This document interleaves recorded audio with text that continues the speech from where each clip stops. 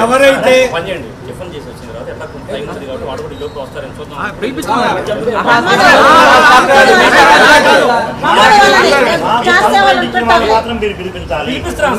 సంబంధించి ప్రజలారా ఆ తీర్పులో వందనం గారికి సంబంధించిన వందనం గారి కోసం ఆయన పిటిషనర్ ఆ పిటిషనర్గా ఈ ఫీల్డ్ అందరినీ కూడా సమావేశపరిచి చేస్తారు.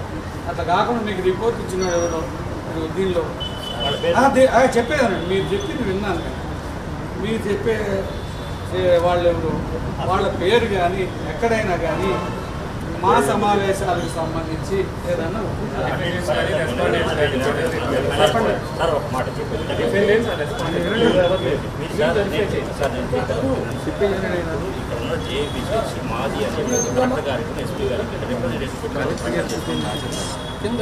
అది కాదు అంటానికి పర్సనల్ కూడా చెప్పాను. బాబు నువ్వు ఎలాగా మా తరపు నుంచి నువ్వు ఎలాగా చెప్పా కనీసం పద్ధతి కానీ విధానం కానీ ఏం తెలియదు నీకు. అరే ఒక నాయకుడు నేర్చుకొని ఎవడో మాట్లాడితే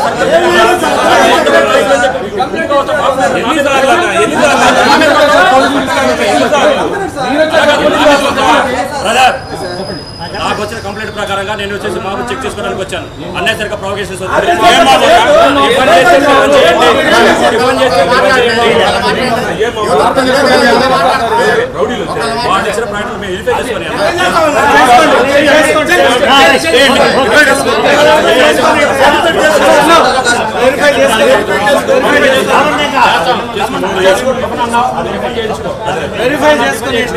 ఇక్కడ ఒంగోలు జేఎంపీ చర్చోడు కాకుండా మిగిలిన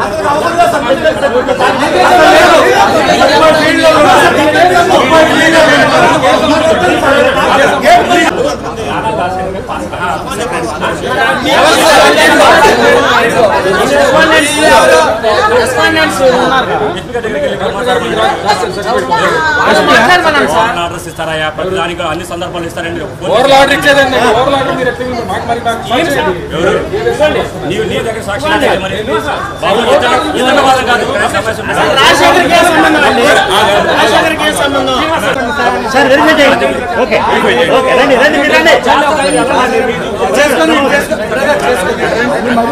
ఆ కంప్లైంట్ ప్రకారం ఏం చేయాలో ఫాస్టర్లకి ఇద్దరు కూడా వచ్చారని అనుకుంటున్నారు. అది ప్రూవ్ చేస్తున్నారు. ఎవరైనా ఉన్నా కానీ ప్రూవ్ చేసుకోవాలి. నువ్వు గారు మాట్లాడటానికి మీ పాస్టర్ వచ్చి మాట్లాడాలి. అర్థమైందా? మీ పాస్టర్ వచ్చి మాట్లాడుకోమనండి.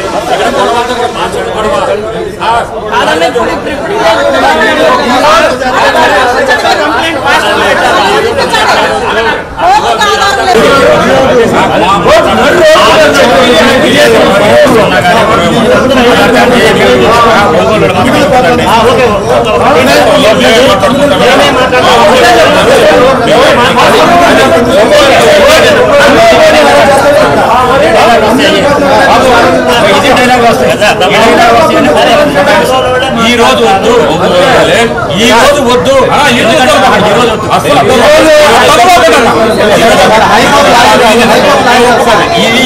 వద్దు. మీరు అనౌన్స్ చేశాడు మేము మతాన్ని రచ్చగొట్టే విధంగా గణేష్ విగ్రహాలను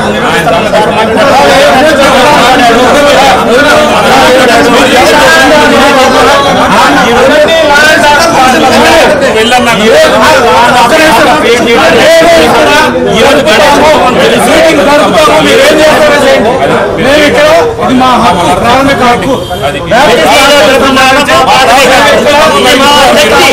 ఇది మా శక్తి. ఒకవేళ మీరు అభివృద్ధి వైపు ఉంటే మా కట్టంతో చేసుకోండి. మేము మాత్రం ఎలాంటి పూచి ఖర్చులు కూడా లేకుండా ఒక్క రూపాయి కూడా ఆశించకుండా మేము 30 ఏళ్ళు శ్రమించి తెచ్చుకున్న ఆర్డర్ ఇది 30 ఏళ్ళు శ్రమించి తెచ్చుకున్న ఆర్డర్. వాడెవడో అమ్మకందారుడు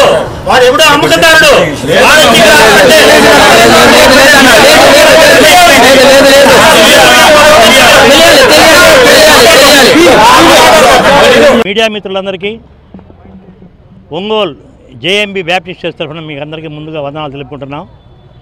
ఈరోజు ఏదైతే చరిత్రాత్మక తీర్పు వచ్చిందో ఆ తీర్పును అనుసరించి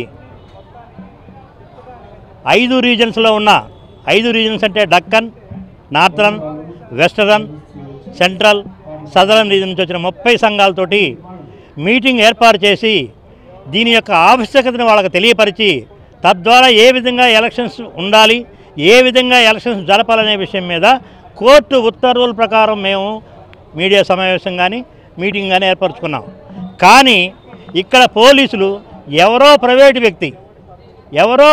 వ్యక్తి అమ్ముకున్న వ్యక్తి కోర్టు జడ్జిమెంట్ క్లియర్గా ఏమైనా ఇచ్చిందంటే ఈ ప్రాపర్టీస్ని ఎవరైతే అమ్మారో, ఎవరైతే కొన్నారో, కొన్న వాళ్ళకి కానీ అమ్మిన వాళ్ళకి కానీ ఎవరైతే సహకరించారో వాళ్ళందరినీ ఈ ఎలక్షన్ నుంచి బాయ్కాట్ చేస్తున్నాము అని కోర్టు ఉత్తర్వులు ఇచ్చింది, జడ్జిమెంట్ ఇచ్చింది క్లియర్గా. వాళ్ళు బహిష్కరిస్తున్నామంది డైరెక్ట్గా ఒకటే మాట, వాళ్ళందరినీ బహిష్కరిస్తున్నాం. ఎలక్షన్స్లో వాళ్ళు కంటెస్ట్ చేయడానికి వీలు లేదు. They are disqualified persons. ఎందుకంటే ఈ ప్రాపర్టీని అమ్మకూడదు కాబట్టి. ఎందుకు? ట్రస్ట్ ప్రాపర్టీ ఇది. ట్రస్ట్ ప్రాపర్టీని ఎవరు అమ్మడానికి లేదు, కొనడానికి లేదు. మీరు topic divert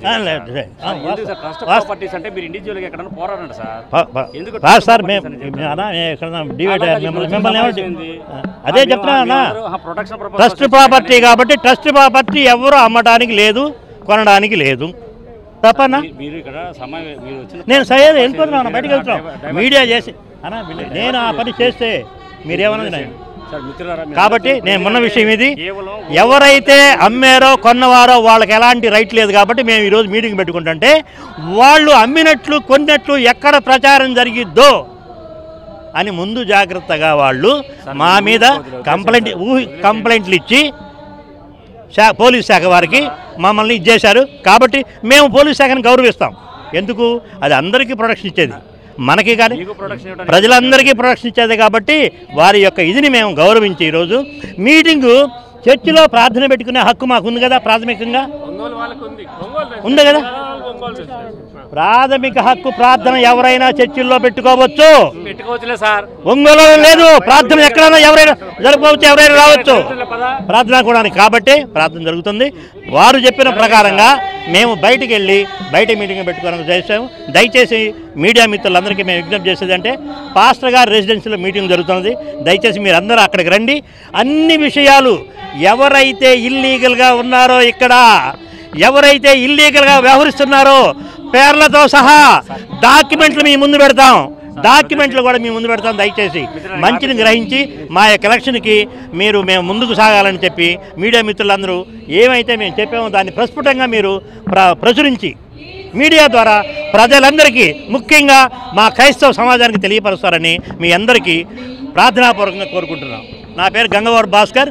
I am the main petitioner of CS 124/1994.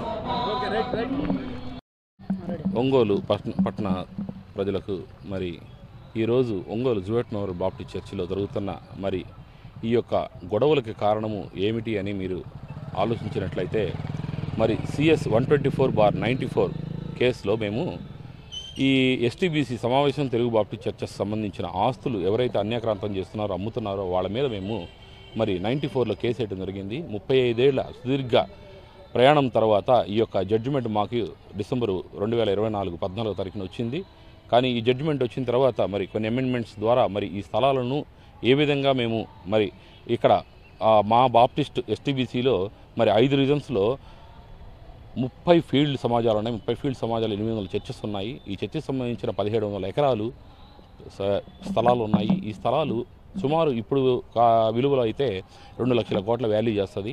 వీటి మీద అనేక మరి రాజకీయ నాయకులు అయితేనేమి ఇతరులు మా యొక్క చర్చిలో ఉన్న కొంతమందితో కలిసి అమ్ముకోవడం జరిగింది.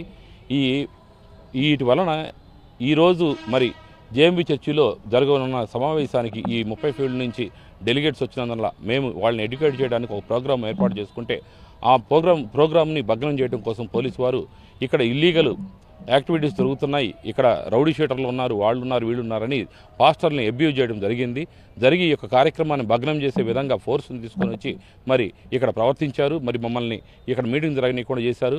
భక్తుల మనోభావాలు దెబ్బతీయడం కోసమే ఈ విధంగా ప్రవర్తించారని మేము నమ్ముతున్నాం. ఎందుకంటే ఇదే మీటింగ్ మరి లాస్ట్ టైము ఒక 4 days బ్యాక్ అవతల పక్క జరిగింది. వాళ్ళు మరి ఆ యొక్క మీటింగ్ వాళ్ళు అక్కడ జరిపించుకున్నారు. మేము అడిగాము, ఈ స్థలాల మీద వాళ్ళు అయితే మా ప్రాపర్టీలోకి వచ్చి మాట్లాడకూడదు అని మేము పోలీసు వాళ్ళని అడిగితే లేదు వాళ్ళు జరిపించుకోవాల్సిందని చెప్పి మాట్లాడారు. ఈరోజు అదే కార్యక్రమం మేము స్థలాలు అమ్మకుండా ప్రొటెక్ట్ చేసేవాళ్ళం మేము పెట్టుకొని మాకు జడ్జిమెంట్ వచ్చింది కాబట్టి మా జడ్జిమెంట్కి అనుగుణంగా పిటిషనర్ ఎవరైతే గంగవరం భాస్కర్ గారు ఉన్నారో ఆయన ద్వారా ఇక్కడ ఒక మీటింగ్ పెట్టుకుంటే ఆ మీటింగ్కి ఈ చర్చిలో ఉన్న కమిటీ రెవల్యూషన్ జరిగింది, మినిట్స్ చేశారు. మినిట్స్ చేసిన తర్వాత మేము ప్రోగ్రాం పెట్టుకుంటే ఈ ప్రోగ్రాం మీరు పెట్టుకోవడానికి లేదు, మీరు మాట్లాడటానికి లేదు, ఇక్కడ డివోటర్స్ ఉండడానికి లేదు, ఈ చర్చ జరపడానికి లేదని మరి దురుసుగా మమ్మల్ని ప్రవర్తించి ప్రతి ఒక్కరిని భయభ్రాంతులను చేస్తూ ఈ విధంగా మమ్మల్ని మరి మా మనోభావాల్ని క్రైస్తవుల ఆస్తులను మరి కొల్లగొట్టే విధంగా వారికి వీరు కొమ్ము కాస్తున్న విధానం చూస్తుంటే మరి మేము ప్రజాస్వామ్యంలో ఉన్నామా అప్రజాస్వామ్యంలో ఉన్నామా మాకు అర్థం కావట్లేదు. కాబట్టి దీన్ని అందరూ ఆలోచించి గమనించగలరని ప్రార్థిస్తున్నాము. మరి ముఖ్యంగా మరి ఎవరైతే లోకల్ పొలిటీషియన్స్ ఉన్నారో వాళ్ళు దీన్ని మరి చూసుకొని మరి దీని యొక్క పరిష్కారము ఒక మార్గము కనుగొనాలని మేము మరి మా చర్చి తరపు నుంచి మనవి చేస్తున్నాం. Thank you. తర్వాత ఈ యొక్క కార్యక్రమంలో మరి వాళ్ళు మీ మీద ఒక కంప్లైంట్ మరి ఫైల్ చేయడం జరిగింది అని చెప్పేసి అవతల కమిటీలో ఉన్న యాదాల రాజశేఖర్ అనే ఒక వ్యక్తి మరి ఈ యొక్క ఫైల్ చేయడం జరిగిందని చెప్పారు. మరి కంప్లైంట్ ఇచ్చిన వ్యక్తి ఇక్కడికి వచ్చి మరి సమాధానం చెప్పమని మరి పోలీసు వారిని అడిగితే పోలీసు వారు మరి వాళ్ళని తీసుకురావట్లేదు, ఇక్కడ మరి గొడవలు జరుగుతాయి అంటున్నారు. ఆ గొడవలు లేవు, ఏమీ లేవు.